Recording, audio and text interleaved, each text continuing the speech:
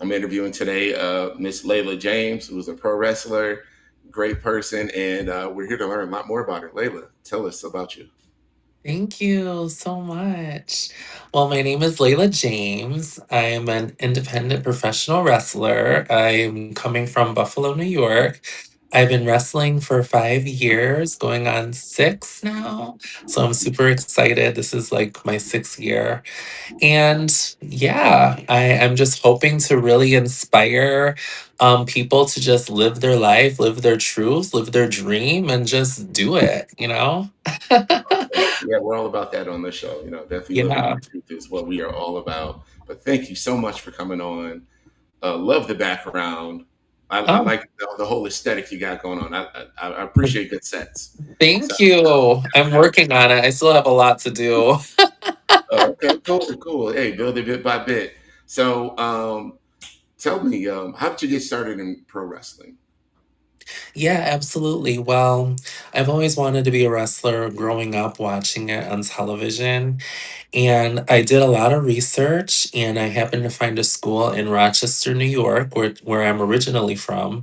I just moved into Buffalo last year, but I've been in Rochester most of my life. And there was a school that I trained there for about a year. And after a year of training, things just took off for me.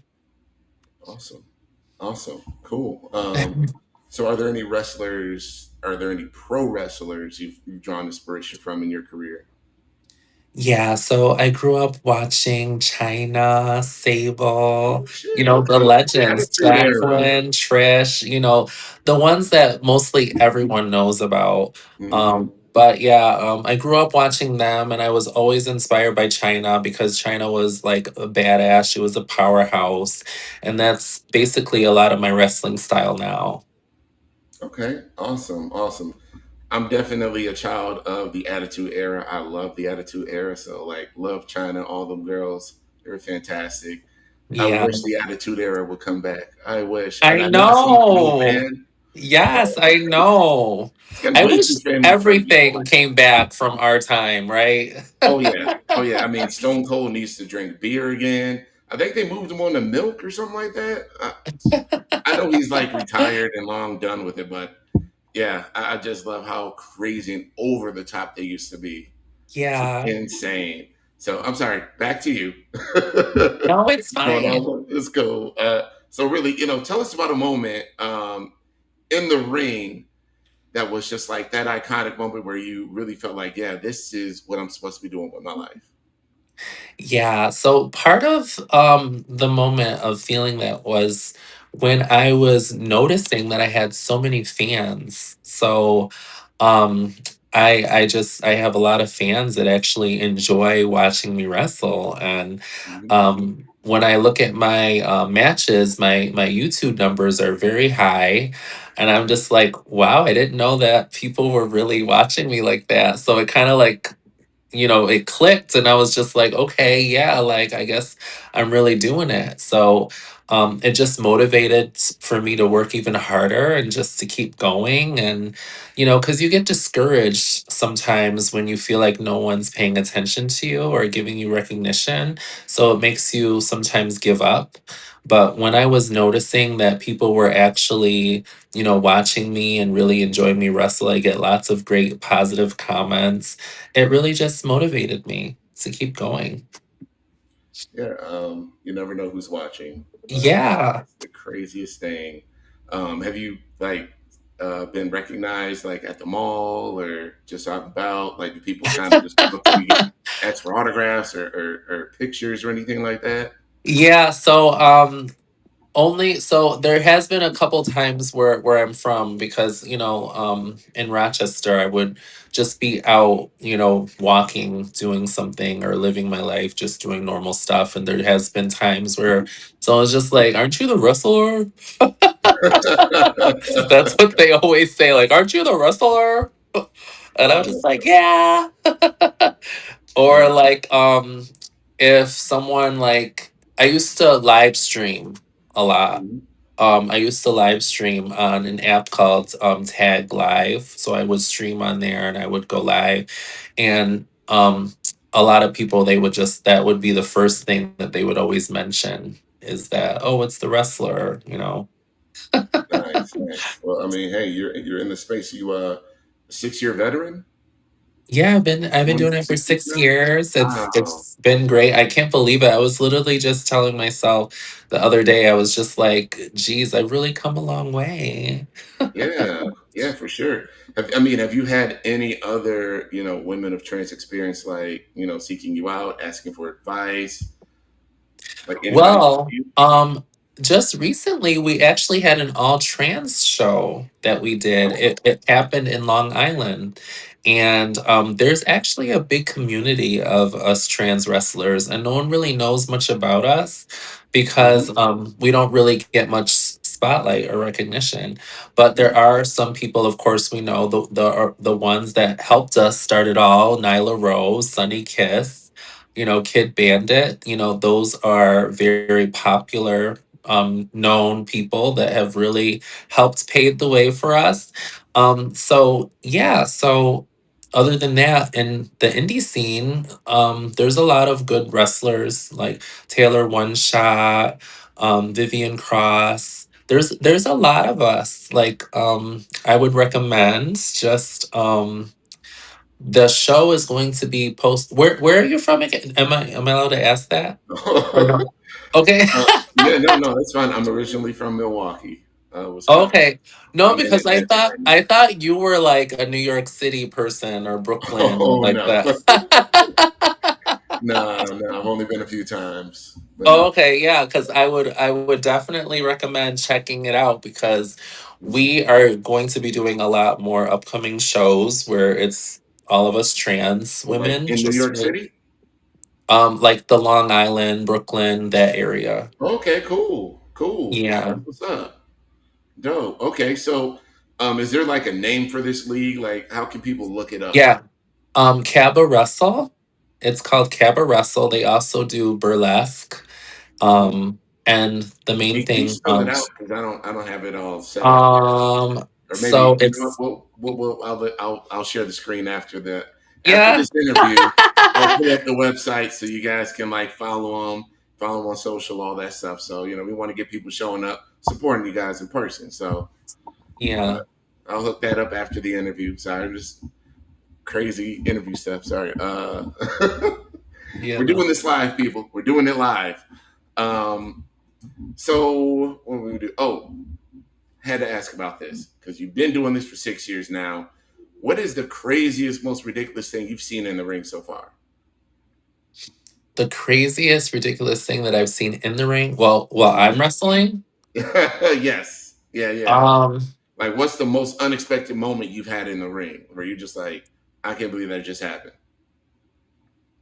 uh, I honestly don't really, nothing really comes to my mind Mhm. as wrestling, but afterwards I've had like fans say like strange things to me.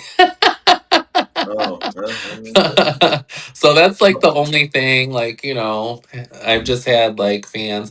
I honestly can't say like I've experienced anything crazy while wrestling, like anything mhm. that's just like, whoa.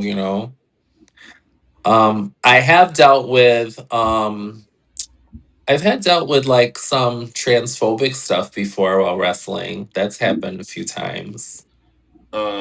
From the fans, other wrestlers. Yeah, the fans. Oh Oh, no, I must say the wrestling community is like so supportive, and mm, like they're so cool. Like honestly, like ever since I started wrestling, I really have felt like I've formed like a new family for myself because everyone is just so, even the men are just so cool and supportive, and yeah, I've never felt like I was not wanted. But sometimes the fans can, they can be a little harsh, especially if I'm a heel, which, for people that don't know what a heel is the person that is, the bad guy in the wrestling match. So if I'm playing as the bad guy, if I'm wrestling the bad guy, the fans will say things like, you're a man, or, mm. tranny and things like that, which I mean, I get it. I mean, I guess they say it to in a way to like attack me since I'm the bad person. But, sometimes I just wish that they could think of other things to say other than that. but Right. um but when I'm the baby, the good person, everyone is just like, "Woo, you." They don't say anything negative like that. Gotcha. So it's Yeah, kind of I mean, like, there's definitely a line with that stuff. I couldn't yeah. imagine being the heel and being black and be like just shouting the N word out of nowhere. Like, huh? Yeah. That's not okay. So yeah, Yeah. terrible. Um Yeah, you just gotta have like thick skin, Mhm. I guess. Like, cause sometimes I'll even get like it hasn't happened in a long time, but I used to get like comments on Instagram that people would be like, why are you wrestling women? Mhm. So I used to get that a lot too, but not so much anymore. Okay, improvement, definitely. Yeah. And I mean, that Yeah. really goes to one of the questions I had. Like, over your 6 years, how have you seen the audience respond to you? Like, how has that shifted over the years? Yeah, it honestly, one thing I've noticed recently, it really just depends on what role I'm playing as a wrestler, to be quite honest. Because like I said, like when I'm the bad person, that's when the audience reacts in a more like, attacking way, but they only attack my transness. They don't really say anything else. But when I'm, the good person, I never receive any, attacks like that. So it's kind of like, I guess it's just more of, you know, that. Okay, okay. Yeah. So, going beyond the ring, for Miss Layla James, what does winning mean to you? Like, what does winning mean beyond the titles, beyond the matches? What is winning for you? Winning for me is being able to be myself and continue to live my dream and my passion, which is wrestling, being able to inspire other young trans girls or even just anyone in general, like I've had numerous people tell me that, that I'm an inspiration for them, because there's people that just aren't comfortable like being able to just be themselves. So when they see, me, I feel like we as trans people, we have a lot of courage to just be able to just, live our normal daily life, So I think it's very inspiring for a lot of people to see that. So I say that's winning for me, being able to do that. Mm. Okay, fair enough. You know, again, been doing this for a minute, and this goes beyond wrestling as well. Like, what's a challenge you faced that had nothing to do with being transgender but shaped you just as much? Okay. A challenge I faced was really just believing in myself. And, I always kept doubting, I'm not sure if I can do this. I don't know, but, um, it's something I really want to do. It's something I love. It's my passion. I've come so far. I've come this far. I have lots of fans. I have people that support me. So it's like, why should I give up now? I've already 6 years in, and yeah, I guess I'm gonna keep going until my legs fall off. Nothing wrong with it. um, Do what you do. yeah. So yeah. Okay.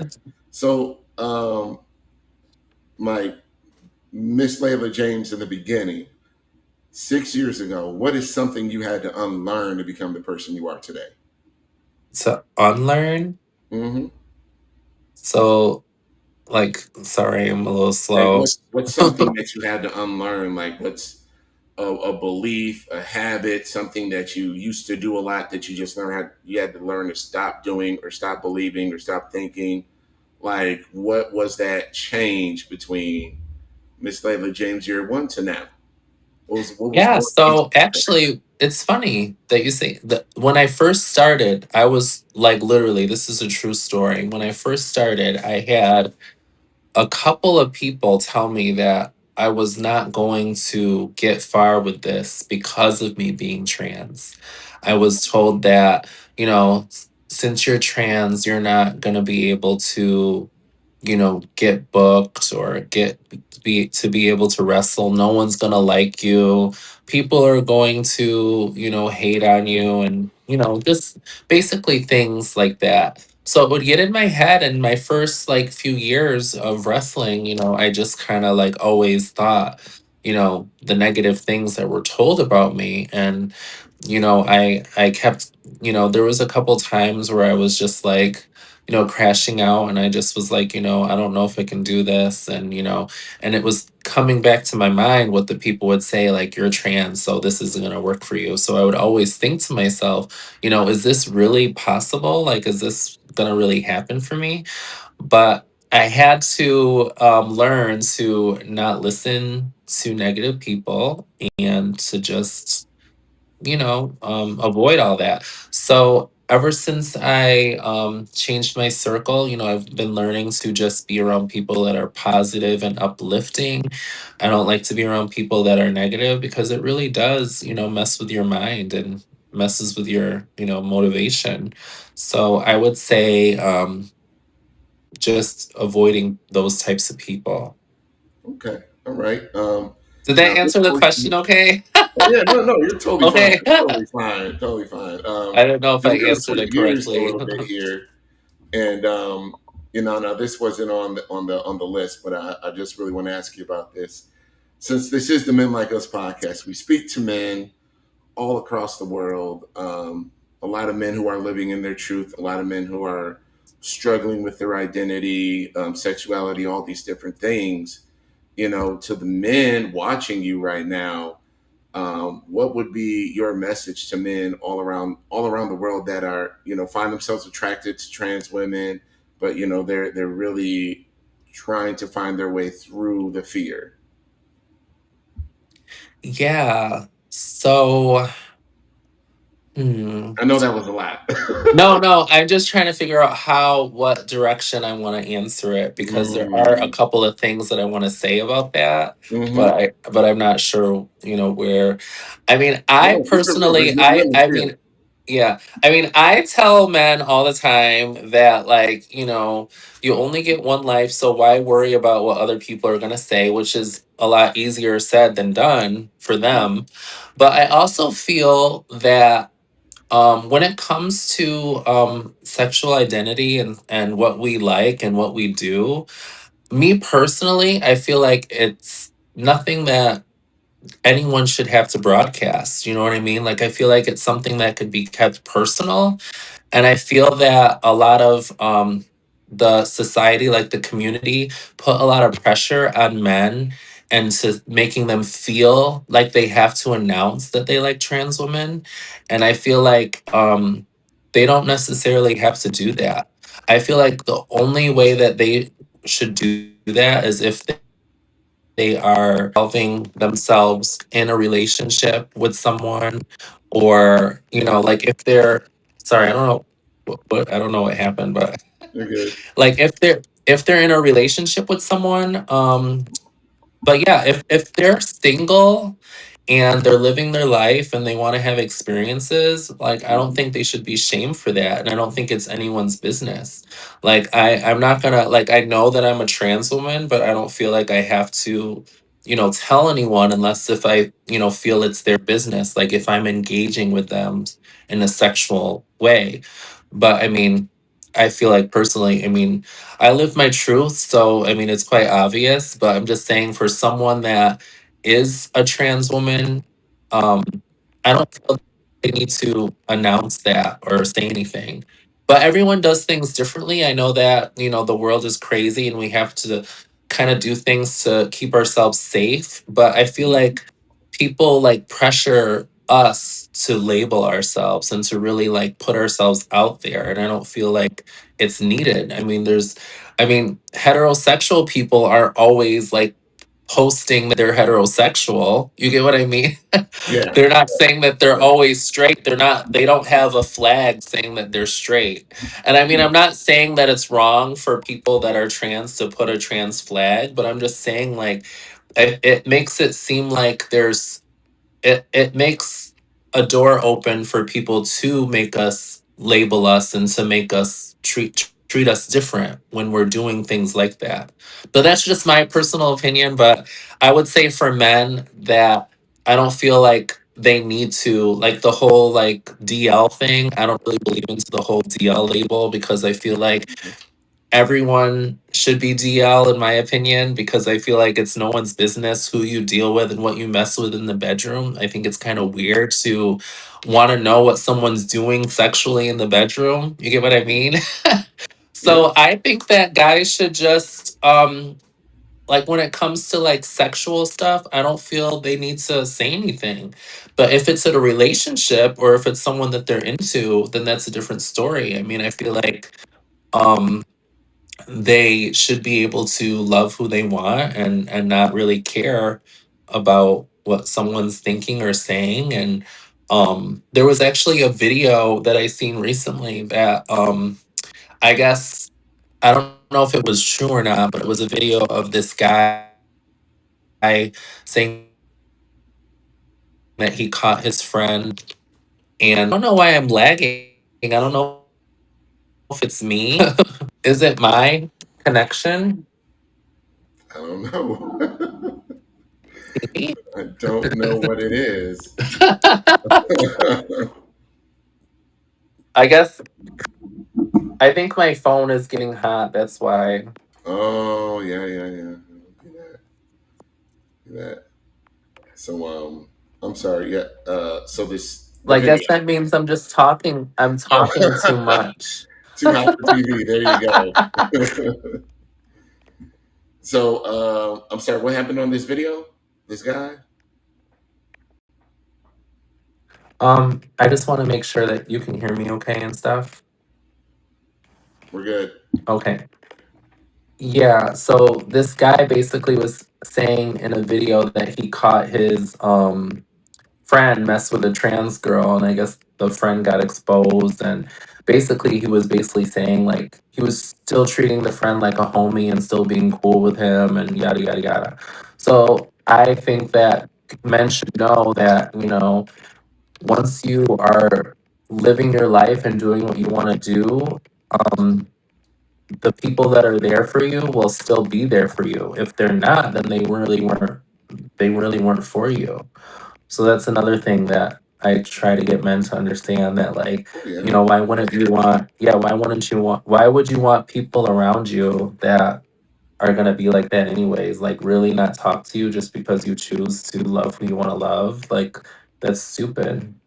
Absolutely. And in my in my 6 years of doing this podcast, um, I've definitely preached to men. I always preach for people to take care of business before a relationship becomes a factor. And that is usually because, and when I say take care of business, I'm talking about like having these conversations with your friends, loved ones, your inner circle. Like I haven't lost any of my real good friends, like my frat brothers, best friends I had from college for the last, 15 years. Like nobody stopped fucking with me. Everybody's super cool about it because at the end of the day, they respect me as a person. And, they didn't need for me to like or be a certain kind of way to ever fuck with me. So like that I mean, guys, the fear of being rejected a lot of times is really in your head. I'm not saying there is no such thing as consequences, but just like Miss Layla said, they weren't for you anyways. So want to ask you one last question before we go here. When people leave a Layla James match or even an interview, what's something that you hope stays with them? uh I always get told that I'm very, positive. I have a positive vibe. I'm very nice. So I like for people to always have that with them when they meet me, cuz I feel like that's something I'd want them to know. Hmm. I mean, I'm not, it's funny cuz when people I've heard people say to me like, "Oh, I thought you were gonna be like stuck up, or I thought you were gonna be mean." I don't know why they think that. Why people? I don't know if I give that, but I really am not that type of person.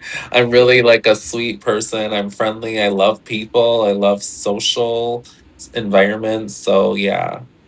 Well, I mean, I'm gonna just be real because this is my show. We keep it real on the show.